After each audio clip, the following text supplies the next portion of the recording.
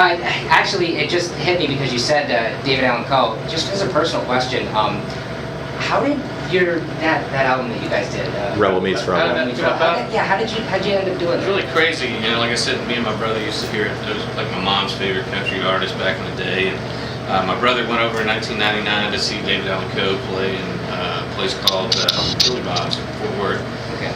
And, you know, we always take our Pantera CDs and DVDs and stuff with us and want to pass them off to people. And Dime actually stood in the line to meet David Allan, the meet and greet line. He stood in line with about 100 people, and he was at the end of the line. And he got up to David and he goes, "Hey man, I know you don't know who I am or anything, but I'm playing this band from Pantera, you know, I love your music. I wanted to give you a DVD and this, that, and the other, you know. And maybe we can get together and write some songs sometime, you know." And Dime gave him his phone number.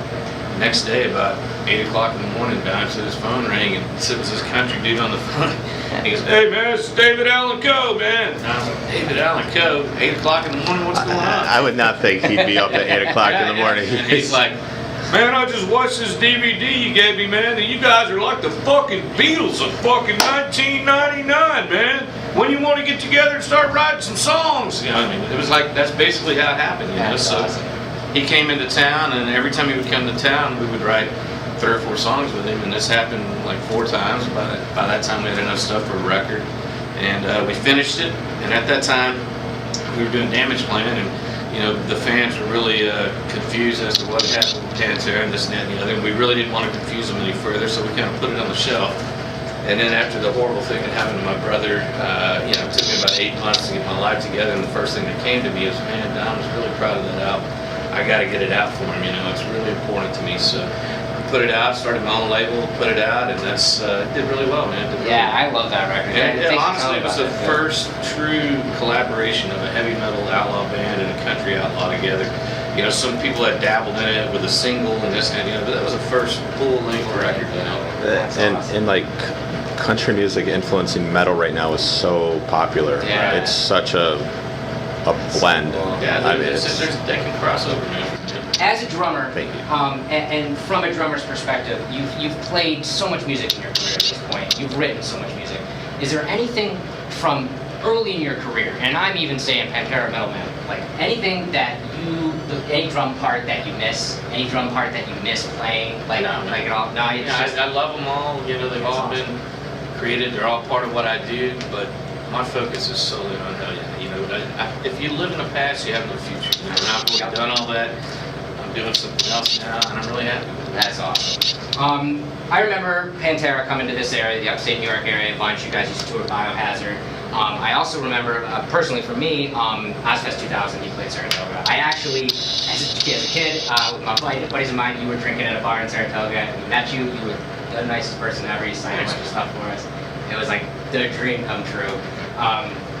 Do you have any memories of playing this area at all? I know you've been all over the world, I mean, but you know, we always look forward to playing in New York. You know, it always seemed like the audiences up here seem to be a little bit more hardcore, so to speak. Yeah. Some of the best pits in the world have always been up here, and we always look forward to getting to the East Coast. The East Coast and the Midwest are really the home of heavy metal in the United States, and they're great to play. Yeah, awesome. Okay, so last question, and I just want to say that I've read some recent press that you've done. I completely agree with everything that you said about when you're asked about reunions and stuff like that, because it can happen. And I speak for all Pantera fans that, you know, it's not just a 10th anniversary of a tragedy. It's all fans thinking of you and your brother and your family every day. Sure. But the proper question I feel that I haven't seen anyone ask you is, would you ever consider playing with Phil and Rex again in a memorial capacity, not as, hey, Pantera the reunion, but as a, you know, as a tribute, as a that kind of Would you thing? be interested in having sex with your ex-wife? Great answer. Great answer. That's an awesome answer. Honest. No, and that's what I wanted, and that's because I hear it so much in the press of them asking the reunion, and you've said it to death, and that's all I wanted to ask was just That was that then, kind and of this thing. is now, man. You know, Exactly. we had 14 great years together, and Exactly. it's time for all of us to move on. You know? Exactly. I want to tell you, just personally speaking, that same Ozfest show after, that was the night before that you were drinking down at a bar in Saratoga, and you were so nice to me and my friends, and we ran home, got a bunch of stuff, you signed it all for us, and we were on cloud 9, and we walk up to the top of Broadway, like with the main drag in Saratoga, and I'm just, oh my God, I met Vinnie Paul, and I see Dimebag walking up, and nobody's paying attention to him. It's just Saratoga, nobody's paying attention to him, and I've met, you know, rock stars and stuff like you, and I hope to, you know, be okay with it.